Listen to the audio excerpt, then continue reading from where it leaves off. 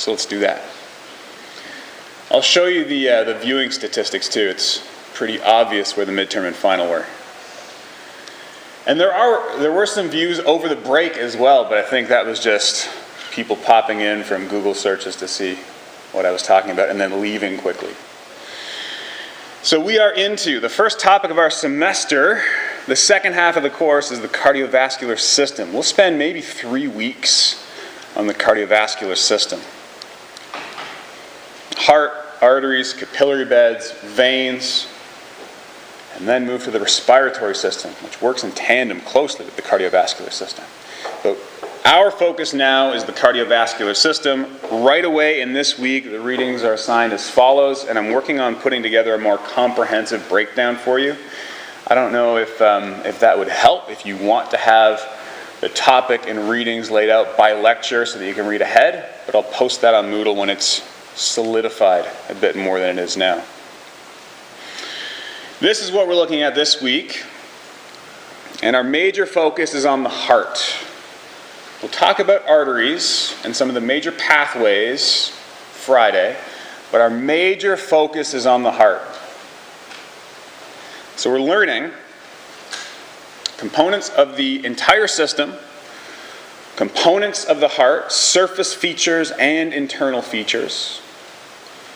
We'll start to learn about the physiology of the heart, but we're going to scratch the surface only this week. We'll learn about flow and about contraction, pumping, pressure in a cursory sense, but a lot of the big physiology will come next week and the week after. We'll talk about the differences between arteries and veins. They're all tubes, but they serve very different purposes.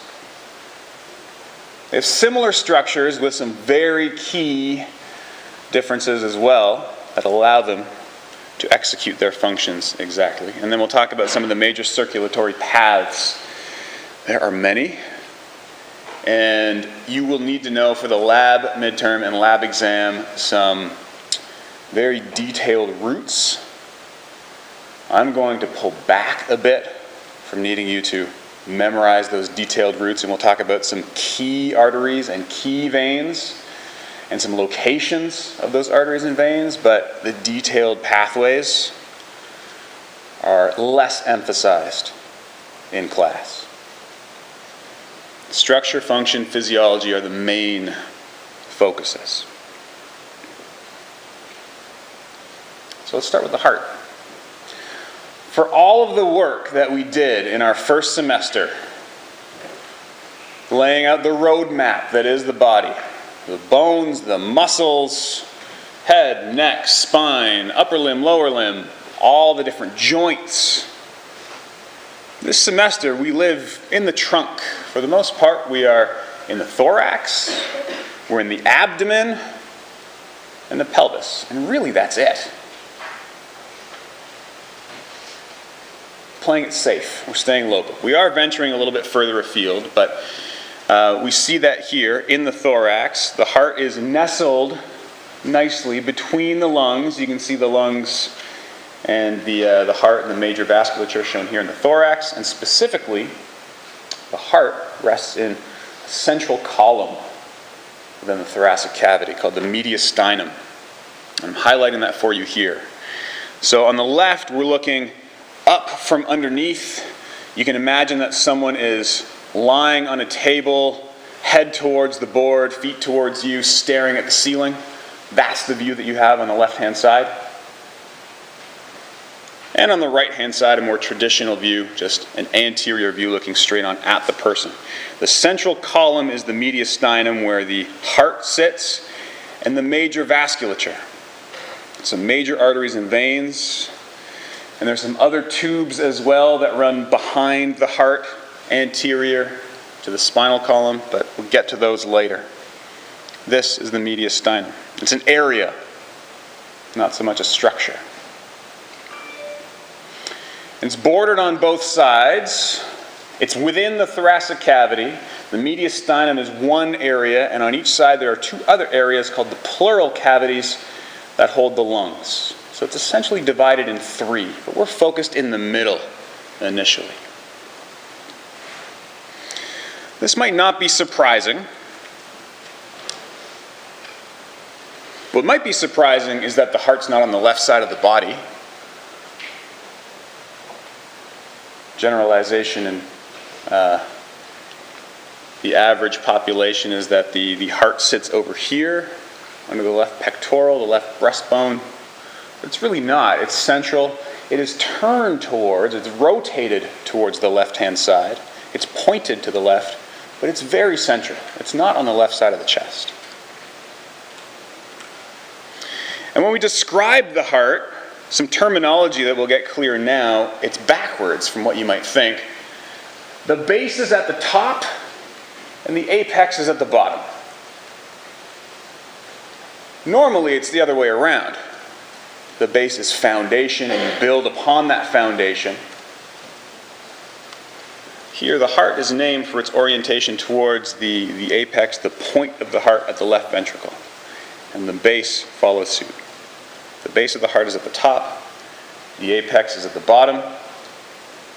And it's very possible I'll confuse those just in lecture. Please correct me if you see that, because it is backwards. It's not necessarily intuitive. The heart also has left and right sides, which we'll get into in more detail coming up. So within the mediastinum, if we take everything away, we're going to pull the rib cage away, pull the spine away, pull the lungs away. The first thing we're met with is the sac that surrounds the heart, called the pericardium. And this overgeneralized cartoon will show you, it's oversimplified, shows you how that pouch fits around the heart. So the pericardium is a sac, and you can imagine pressing the heart to the superior portion of that bubble. And as you push the heart into that bubble, it wraps around and folds over onto itself to enclose the entire heart. But the sac folds back around itself. So it's a double-layered, a double-walled sac. It has a very important job. Two very important jobs. It supports the heart. It attaches to connective tissue that wrap around the thoracic cage and around the lungs to keep it secure in the middle of the thoracic cavity. Along with some of the major arteries, it helps hang the heart in the middle of the thorax. And it protects the heart. You'll see this in lab, those of you that haven't gone in yet. It's a very thin, or at least the portion that you have with the hearts that you'll see, is very thin. It's probably only one layer of this double-walled sac. And it seems flimsy, but it's very tough. It's hard to rip it. It's very durable. So the layer that you'll see is the one that's intimately associated with the heart proper, this inner layer here. And it's really important for reducing friction. The heart is always moving, always contracting, always beating, jumping around within the pericardial sac. And because of the properties of this double-walled membrane, this fluid-filled sac, friction is greatly reduced.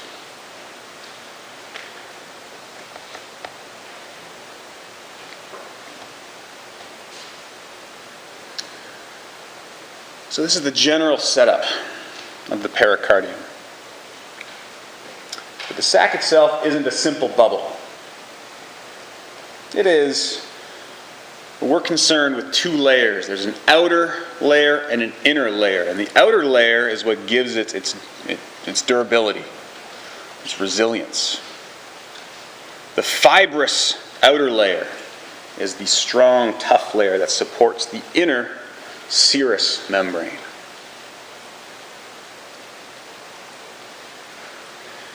And you probably couldn't even pull these apart if you tried. But the outer fibrous layer provides the durability and the structure, while the serous membrane provides the friction-reducing properties, the slipperiness.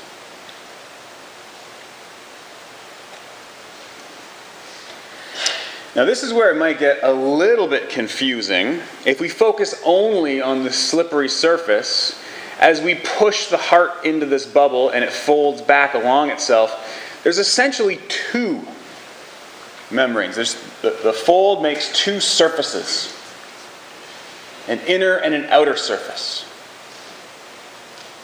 It's the same serous pericardium, but because it folds back in on itself, it has a different name when it's associated closely with the heart, or it's in the outer sac around the outer surface. The close surface that's intimately related to the heart is the visceral serous pericardium. And visceral is a label that we give anything that is closely related to internal organs. Visceral fat is one you might have heard of. Fat that's packed around the internal organs. And the outer layer, same membrane but a different name because it's on the outer surface, is the parietal serous pericardium. And the space between these two is not empty. There's a slick, oil-like fluid that lubricates the two surfaces and allows frictionless sliding between those two. Allows the heart to beat and move around without as much wear and tear.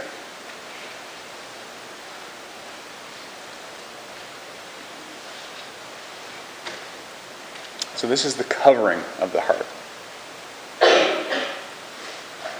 And you'll see the visceral layer in lab for sure. Maybe some of you will see a couple flaps.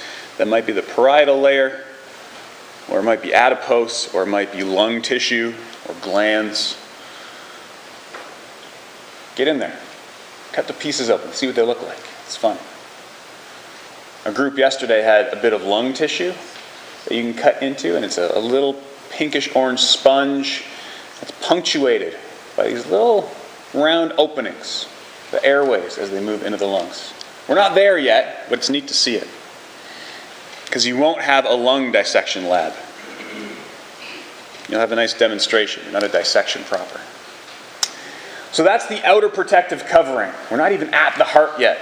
The heart itself, the outer surface has 3 layers, and the prefixes are reminiscent of what we learned last class. If we zoom in on this box way down here, over on the right-hand side, you can see them laid out nicely. Notice the pericardium, the 2 layers, the visceral closest to the heart, and the parietal outside, or the second layer with the cavity in between. And the epicardium is a name for the visceral serous pericardium. This light blue layer that we just talked about is the epicardium of the heart.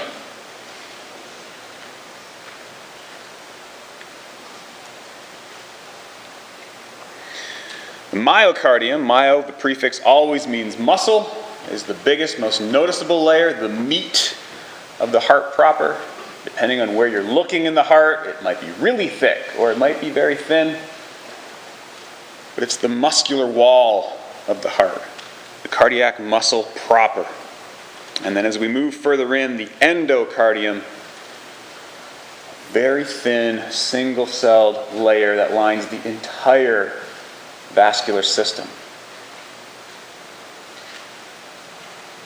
It's endocardium here because it's in the heart, but this extends out the aorta, through the arteries, into the rest of the vasculature as well. It's continuous.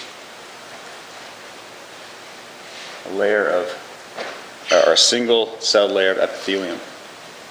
Here, the endocardium.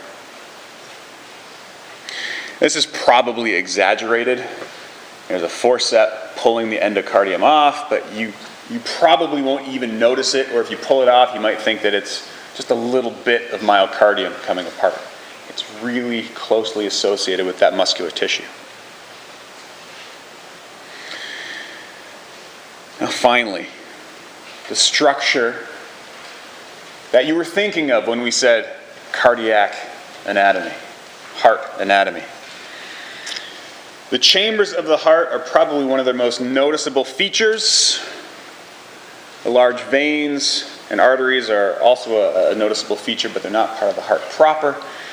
They are two upper atria, one atrium, two atria, and two lower ventricles. One ventricle, two ventricles.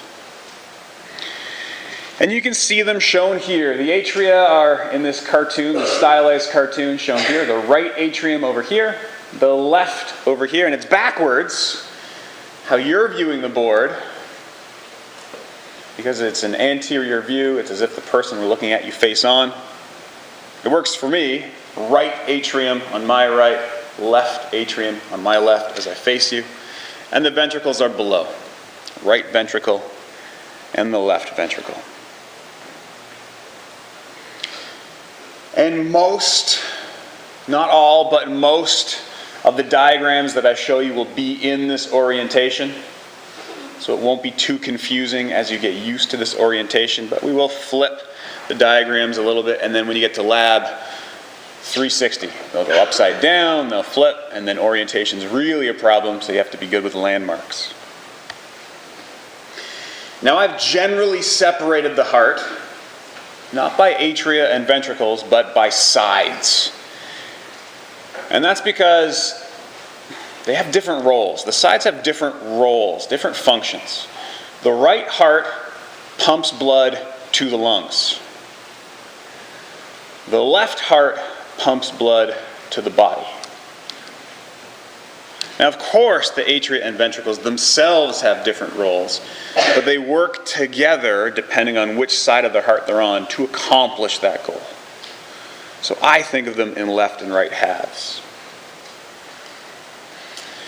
And this is a nice, easy depiction, but in practice, it's much more messy. It's much less clear where the atria are in this picture and where the ventricles are in this picture. There are labels right now, which is really nice, but as you hold up a raw heart in lab, there are no labels, and you have to decipher where the atria and where the ventricles. It's not so clean cut, at least at the surface.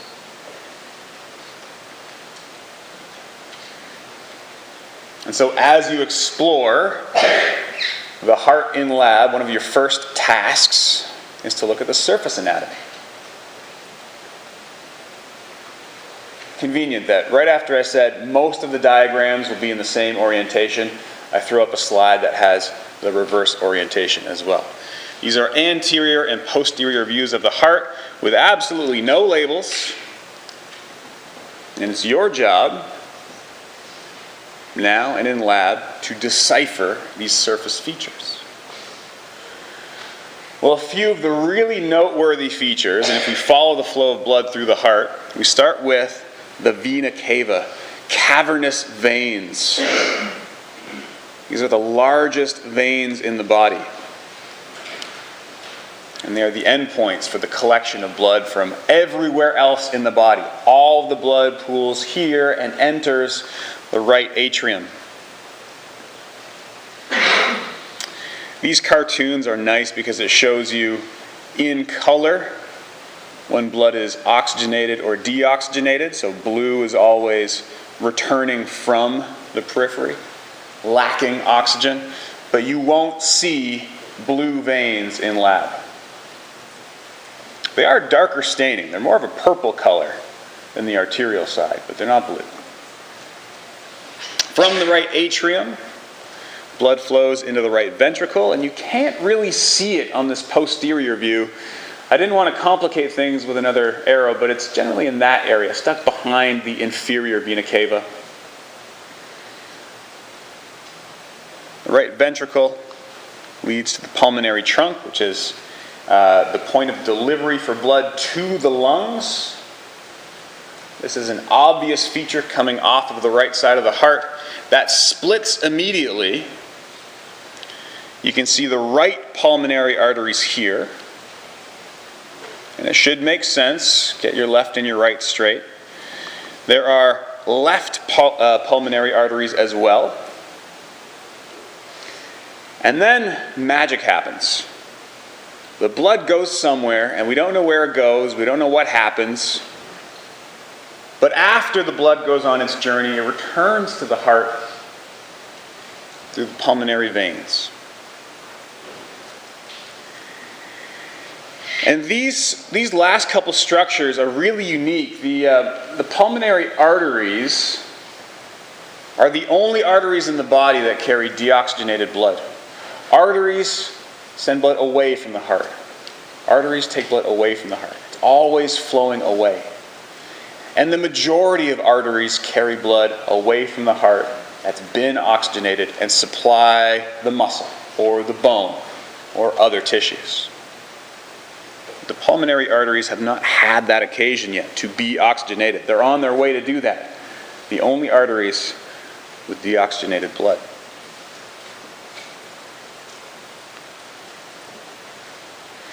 And similarly, these pulmonary veins, we think of veins as draining the tissues of the body. These are draining the lungs. They're the only veins that carry oxygenated blood.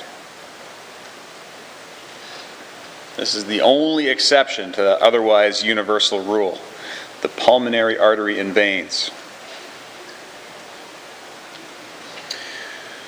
So, like the arteries, there are right pulmonary veins shown here, and left pulmonary veins as well. Two pairs in humans that lead into the left atrium.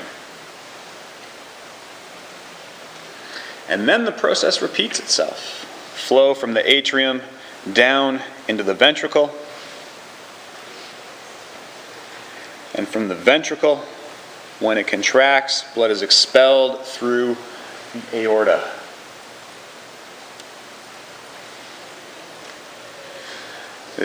In this instance, it looks kind of like a candy cane, but you'll see it as a long, slippery tube in lab.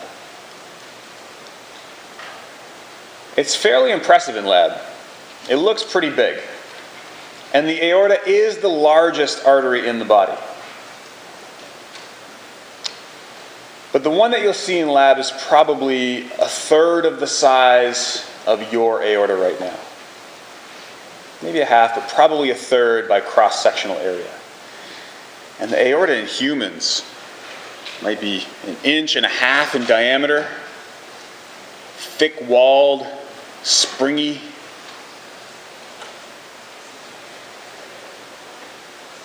I've got a pretty good story about the aorta, but we'll wait till we get away from the heart.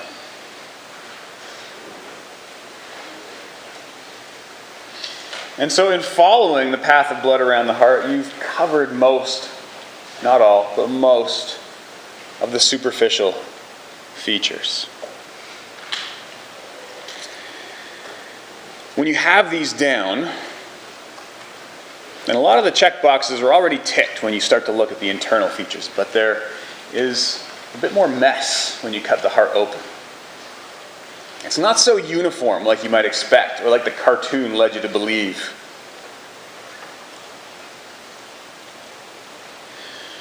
You can see the obvious separation here, which is really nice. And the obvious separation specifically between the ventricles, this is the left ventricle, here's the right ventricle, and the separation is shown here with the interventricular septum. Septum or wall between the ventricles. And that's prominent, but what also sticks out are there are a lot of really rough projections. You'd expect the walls, the inner walls of the ventricles to be smooth. Why are there all these things sticking out? Why are there little threads running across from one wall to the other? The heart contracts forcefully. Surely these would break away. What purpose do they serve?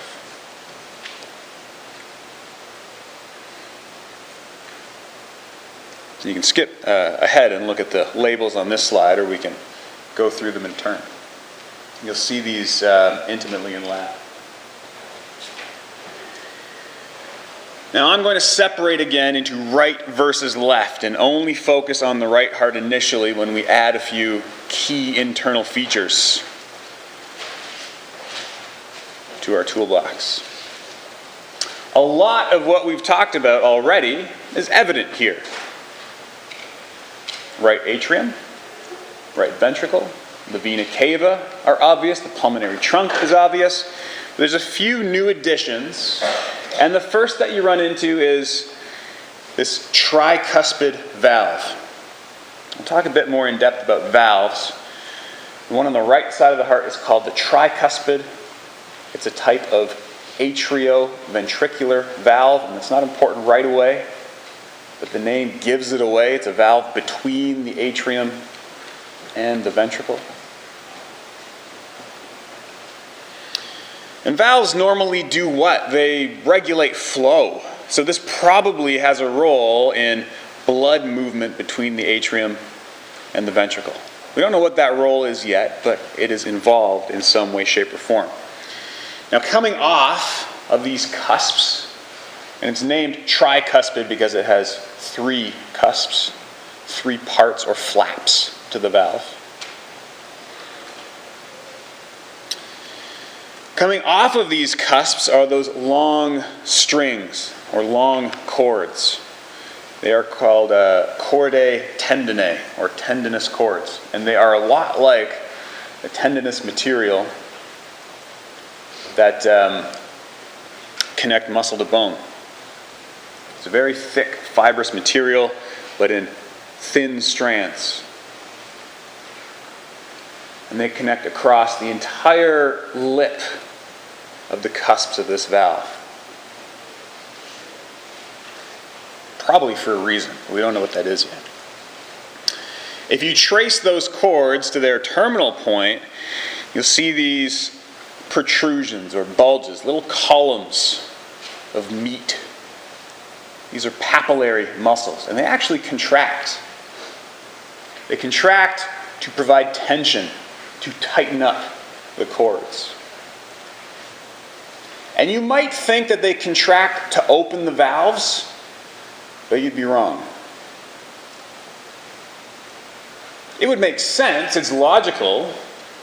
If they contracted and provided tension, it would pull the cords down, the valves would open, but that's not their purpose.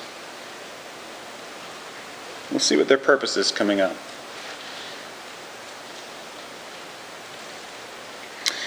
One other key feature as we look at the right side of the heart, next to these meaty columns, the walls of the ventricle, and also the walls of the atria, but we can't see it right here, are rough. They're not smooth. They're pocked. There's these little, not caverns or tubes, but little divots in the walls, the internal walls of the ventricles. And these are called trabeculae carnae, which, to the best of my ability to translate, mean meaty ridges. And I looked that up. They translate into meaty ridges. And these meaty ridges are made of cardiac muscle. They're part of the myocardium. They help the heart contract. But what's really interesting is that they are rough, we think, to prevent suction. If the wall were completely smooth, there would be a lot of what we call shear. As blood moves over a surface, or any liquid moves over a surface, if the surface isn't moving, it tries to slow the fluid down. But if the fluid moves fast enough, it tries to pull the surface with it.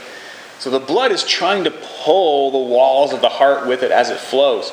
And if it's flat, there's a lot of shear stress, which means a lot of suction would be created. But because of these ridges, we think there's some turbulence, the blood rolls over itself, and it doesn't slide along the wall and pull the wall along with it. Prevents suction.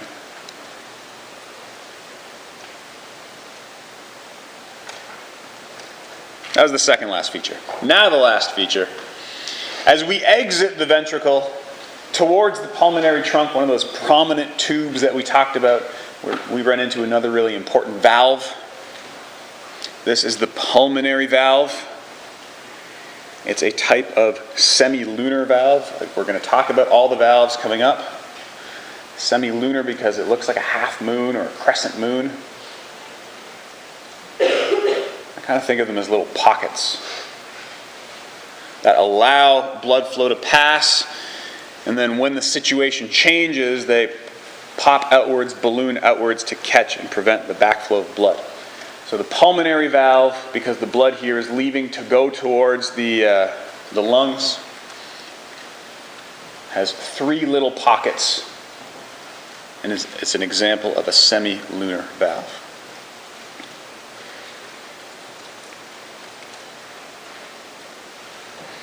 Now you're going to sigh and roll your eyes as I move to the left heart. We talk about the internal features there, but they're very similar. There's really one key difference on the left side of the heart that we haven't already talked about.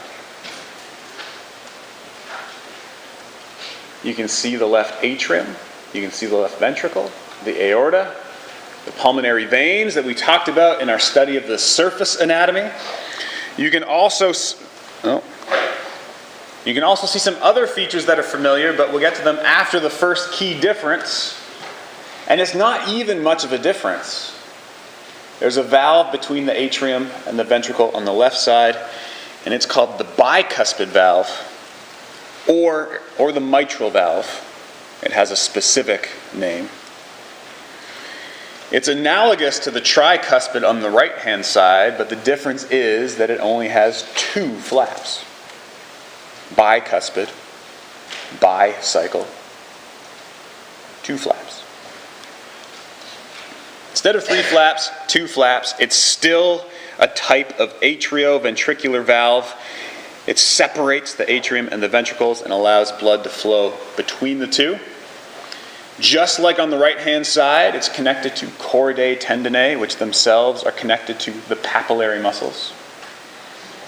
And just like the right-hand side, the inside wall of the ventricle is rough. The trabeculae carinae are in the left ventricle as well.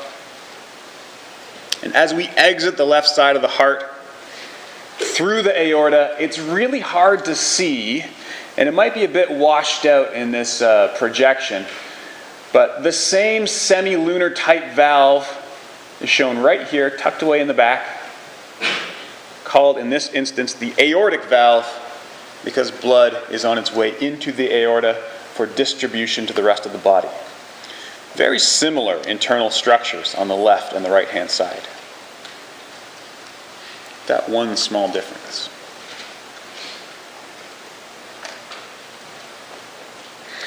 I remember when I was in your shoes in undergrad, I always thought, why are there only 2 flaps on the left-hand side? We're going to learn the left-hand side is the stronger side. It fights against higher pressures. It generates more force. Why are there only 2 flaps in this valve on the left-hand side? Wouldn't 3 flaps be stronger? And the answer is no, and it's not immediately obvious. At least it wasn't to me. I thought this for the longest time. I thought it was backwards. But with more flaps come more seams between the flaps. And those seams, the point where the flaps meet up, those are weaknesses in the valve. If blood is ever going to flow back through a valve, which we don't want to happen, it's going to happen at those seams. And so a tricuspid valve with 3 flaps has a whole other seam to deal with. There's a lot of extra room for error versus the bicuspid, which has less moving parts or fewer moving parts, is generally more stable. And if you think about it in that context, is probably better suited for the left side, which generates higher pressure and is more forceful.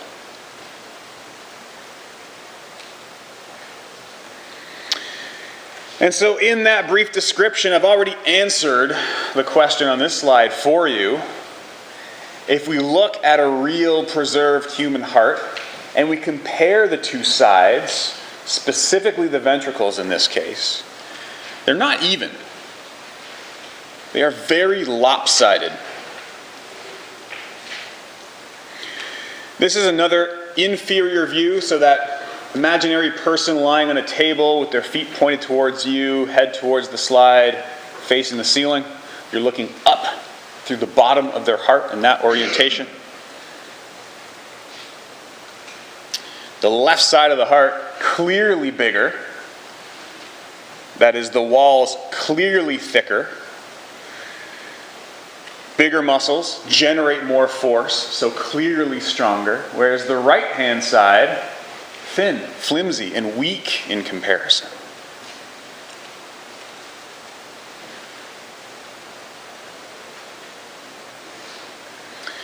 And we don't know this now. We'll do a lengthy discussion next week when we talk about pressures and flow. But the left side of the heart, whose job is to deliver blood to the entire body through hundreds of kilometers of arteries and arterioles and capillary beds, must overcome massive pressure. And so it needs to generate a lot of force to do that.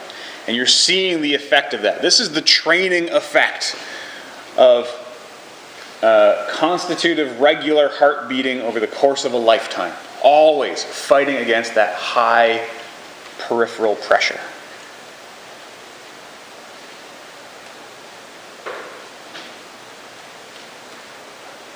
You can imagine the stress placed on the heart if you have borderline high blood pressure or full-blown hypertension. Let's leave it here for today. We're right back in the swing of things. It's like we never left. Good luck with the labs this week. We'll come back on Thursday, continue on with our heart anatomy, and then we'll introduce veins and arteries as well.